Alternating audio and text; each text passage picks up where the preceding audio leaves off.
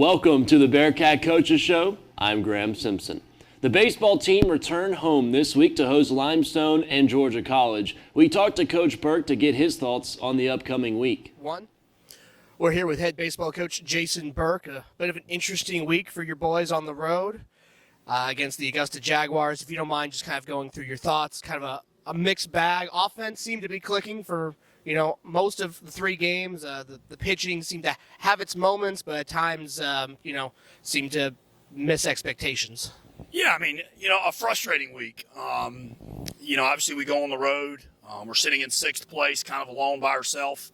There's a group of teams ahead of us, a group of teams kind of behind us, but, we're not crazy close to the top and definitely not close to the guys below us. And we go and we don't perform the way we want to perform. You're right, kind of a mixed bag, in both senses, but the offense is definitely putting up enough runs to win games. Defensively, we made some bonehead plays that, I thought put us in some weird situations, not being where we're supposed to be, missing some routine plays, had some troubles with some pickoffs from two of the starters. But on the mound, we just need to be deeper. You and I had talked about it, right prior to this interview. We need consistent pieces out of the bullpen, and we just didn't get that. We have guys that go out there some days and are really, really good, and go out there the next day and are not. And we need them to be consistent in what they're doing, and a lot of that just boils down to getting their A stuff on the plate. If you have your slider that day, we need you to put it on the plate. If you don't, we need you to put your fastball on the plate. And we did not do that, and Augusta came out, and they were hitting close to 300 as a team, and when we gave them free stuff with the walks or hit by pitches or the errors, they were able to capitalize on it, and obviously come away with the wins, and again, a very frustrating week for our coaching staff and our players. You talk about consistency, and one of the players, at least offensively, that has been very consistent the last couple of weeks has been Will McClellan. I think he finished the week with 8 hits, about 4 or 5 ribbies, a double in there as well. If you don't mind just kind of talking about the play that the redshirt freshman has shown you, obviously unable to play last year, was named PBC Freshman of the Week last week. If you don't mind just kind of touching on his stellar performance over the last couple of weeks.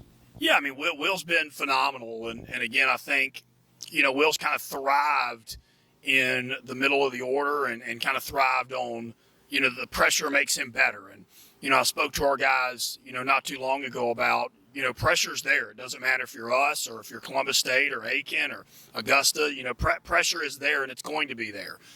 This is a pressure industry in sports in general, not just baseball. And, the guys that can thrive under pressure, they're your best players. The guys who struggle handling pressure, they're going to struggle until they learn how to handle it. And, Will does a phenomenal job with that. And, I thought he showed on Sunday exactly who he is. He hit a ball hard in his first at-bat. I believe he either walked or doubled his next at-bat, and the other at-bats he walked every time. Will's a guy that's not going to swing at stuff that's, not in the strike zone. Very good strike zone awareness. When you're a guy that makes people throw it in that box, and you can cover a lot of that box with and do damage with it, you're obviously going to be a good player, and he does a phenomenal job of that. You've been slowly moving him into the lineup. We saw a couple starts from Lucas Martino. What's been your thoughts on, especially the extra base hits? He had a big home run in Game 3. First pitch he saw in the first got you up to a 2-0 lead in Game 3, but he's also had a triple and a couple doubles, I believe, as well. Yeah, Lucas, he just needed some at-bats. He missed some of the spring and did not have the at-bats, and, comes out here and, needs at-bats. And every time we've been doing live at-bats at the field with pitchers who, didn't necessarily pitch in the games on a Tuesday or on the weekend, Lucas has been taking those. And we've slowly kind of moved him into the role that we, thought he would have coming out of the fall. And, now hopefully he can be a mainstay in the lineup and continue to hit those extra base hits. Obviously he's a big guy, and, that's what he's in there for. He's in there to drive in runs, and, but when we need him to have a quality at bat and move a runner over, we're going to ask him to do that. So been very impressed with what he's done so far. Thank you very much, Coach. Obviously, a busy week here at home after being on the road. You play Limestone hopefully on Tuesday, and then a big conference series against Georgia College this weekend, Friday, Saturday, with Saturday being the doubleheader. There's plenty more to come on the Lander Bearcat Coaches Show. You've envisioned it before, your future. It's big and it's bold. Now, it's time to make it happen. Our experienced faculty and friendly staff work to provide a personalized and supportive academic experience that most institutions cannot match. Lander University offers fast, flexible, and affordable online and graduate programs for those who want to launch their career path to the next level. When you launch with Lander, the world will take notice. Learn more today at www.lander.edu. Women's lacrosse defeated Shorter 19-7 on Friday and Lee 15-10 on Sunday to improve to 3-1 in conference play, while Emmy Peterson and Alusa Sukan became the first two players in program history to record 200 career points. Hear from Coach DeShiel on how the team played last week and about their upcoming matchup with Belmont Abbey this week. Here with head women's lacrosse coach Bob DeShiel. Coach, 2-0 weekend, senior weekend. Just give your overall thoughts on how your team performed in somewhat emotional games. Yeah, exactly. Just super thrilled for how they played, especially with everything surrounding senior weekend, celebrating 15 members of our team, so just about half our team. So for them to stay focused, come out, play 2 conference home games, and to play pretty much the best weekend of the season that we've had so far. Just really proud of their ability to rise to the occasion and just put on a great show for a great crowd and a great parent group. So on Friday, you guys pretty much dominated Shorter, but you guys had scoring from all over. Several seniors were able to get on the score sheet. What were your overall thoughts on being able to spread out the scoring like you guys did? Yeah, that was awesome. It was great to come out like a 14-2, 15-2 lead, to come out strong.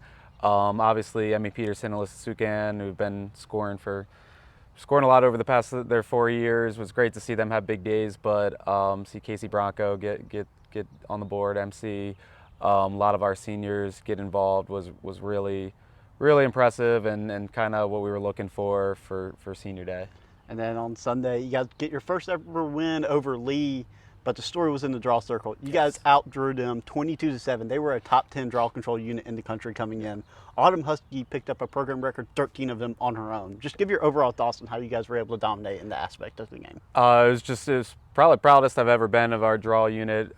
Just an unbelievable performance. We said going into the game we're going to win at the draw as a draw unit. Obviously Lee was top 10 in the nation in draw control percentage.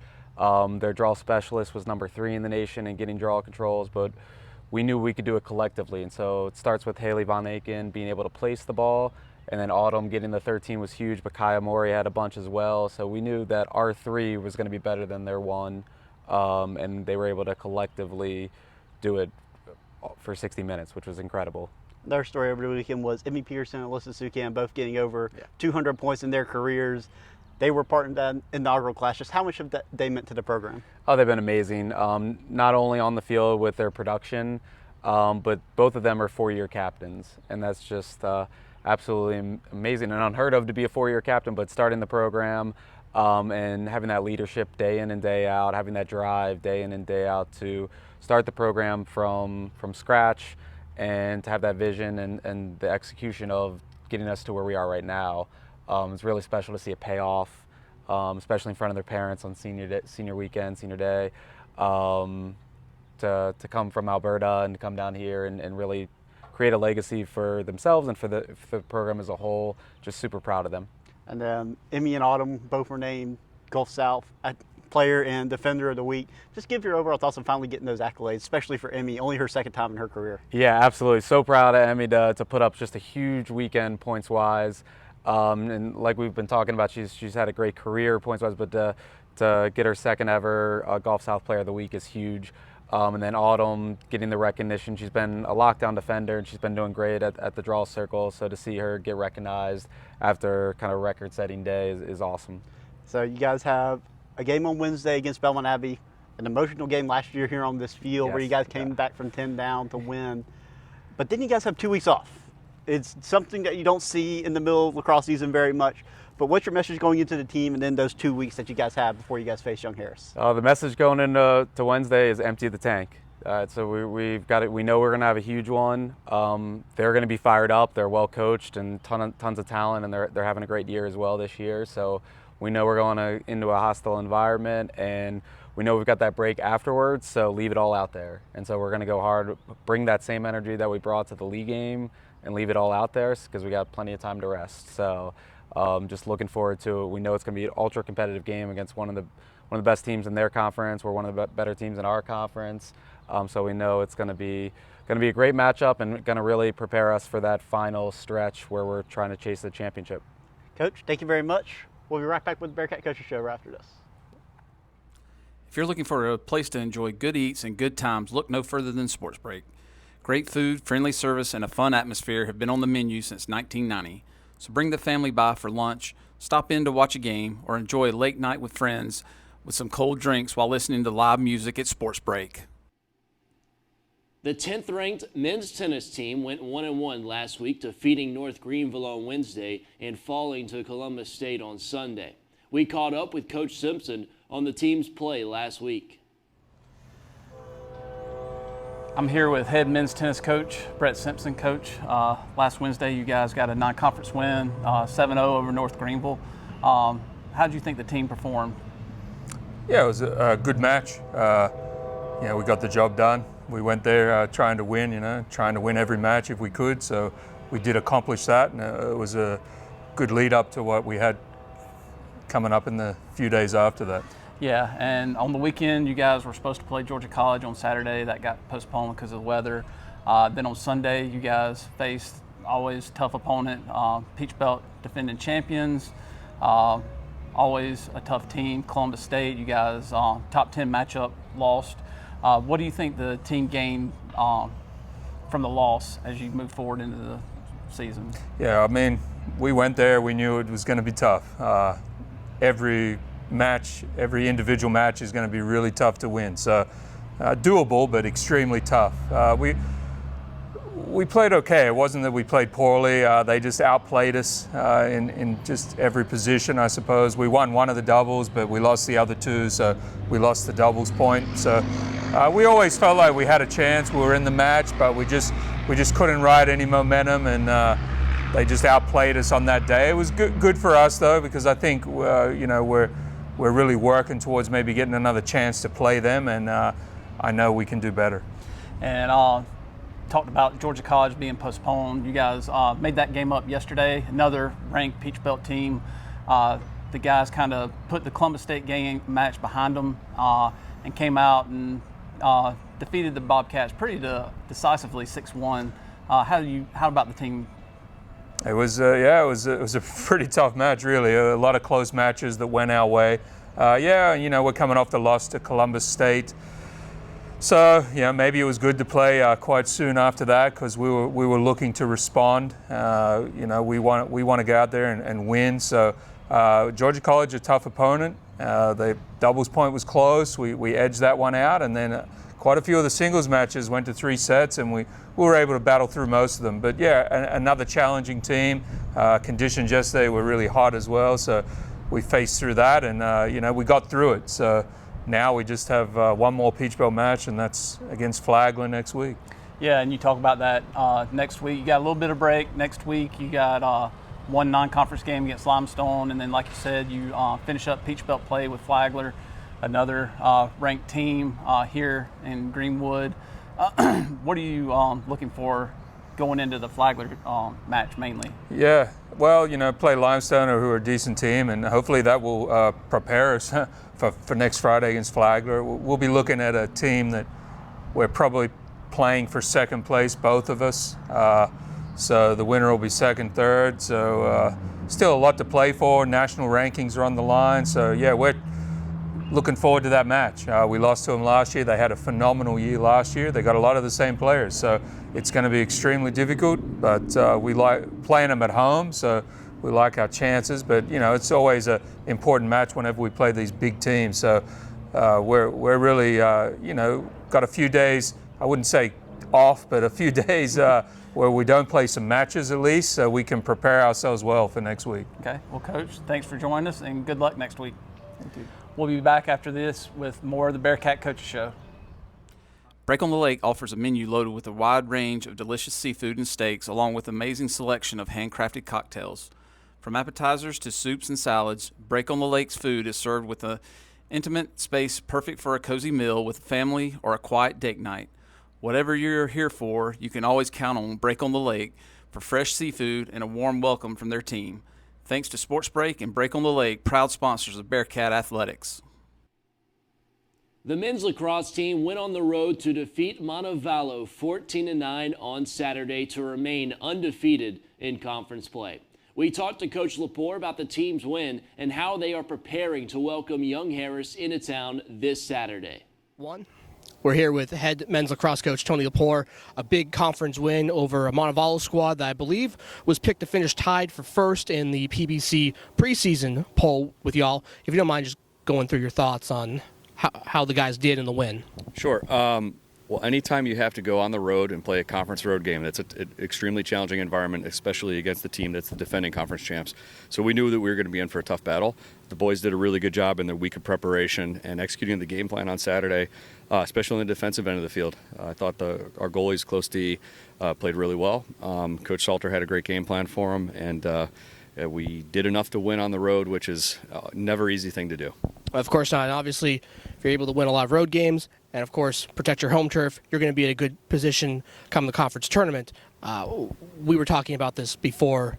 Obviously, this is being recorded, but Nolan Oki having perhaps one of the best stat lines of the season, 2 goals, an assist, 8 ground balls, and 3 caused turnovers. I mean, we've talked about him a couple times throughout the season, mainly for his goal scoring and the assists that he's brought, but, kind of doing that little bit extra, the ground balls, the caused turnover, especially on the offensive end, really led to a lot of extra goals or goal scoring opportunities for the boys.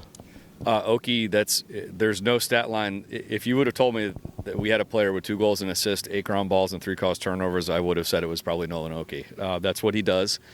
He's a great all-around lacrosse player, and he also does a lot of the plays that don't show up on the stat sheet. He does a great job working hard off ball, occupying 2 slides. He sets great picks.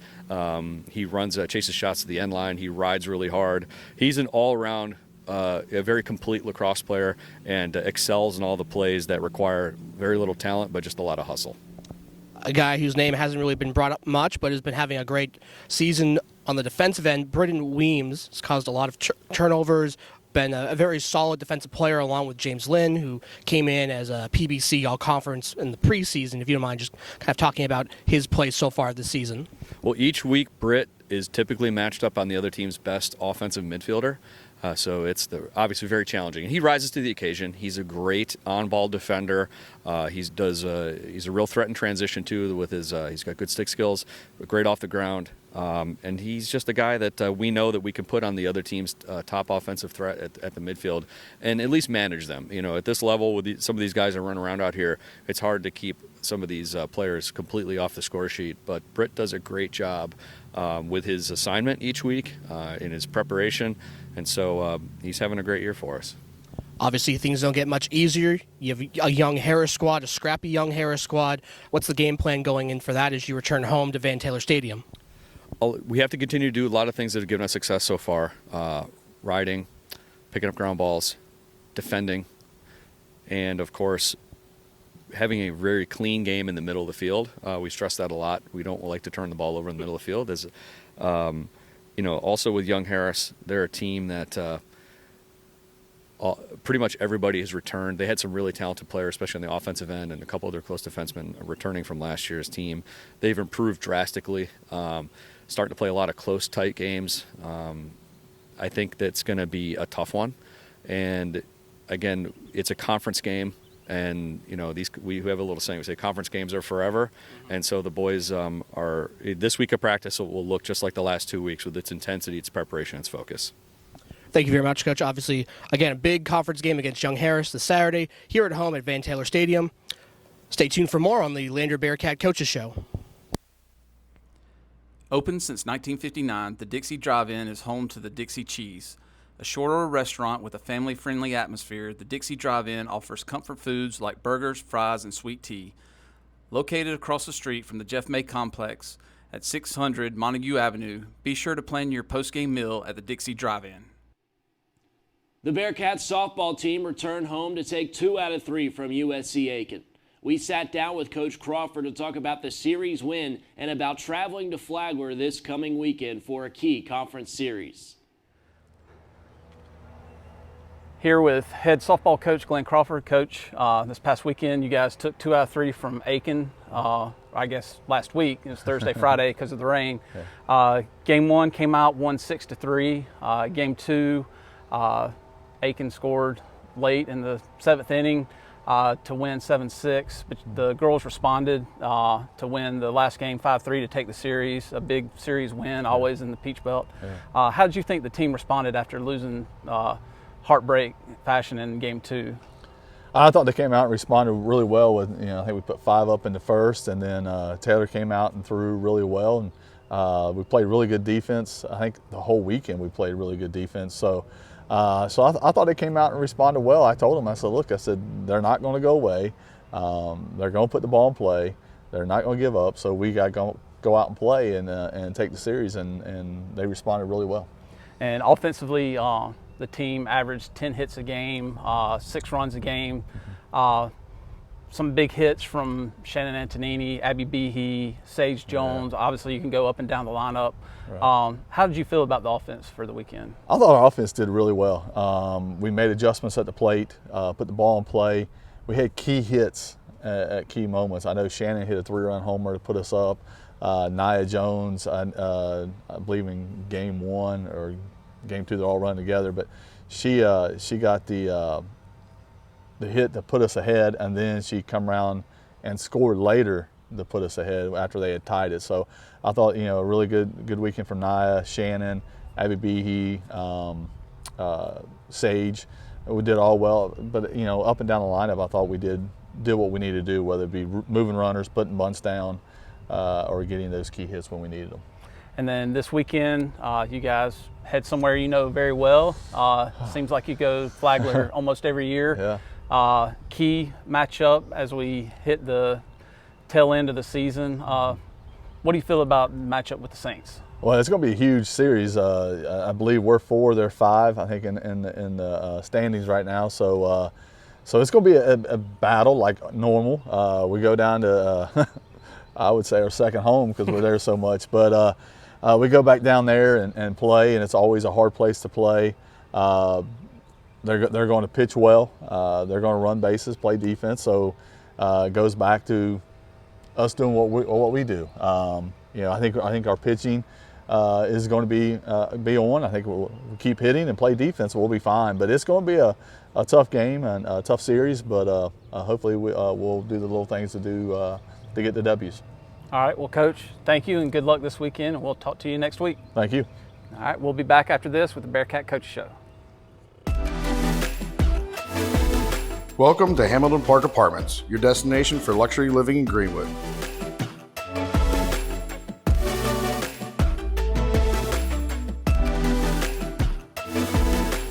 We feature studio, 1- and 2-bedroom apartments.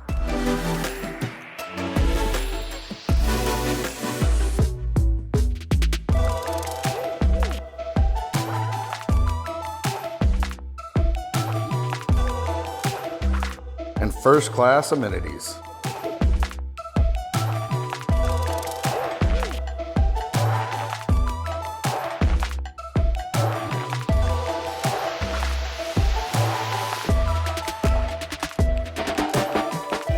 We'll see you soon.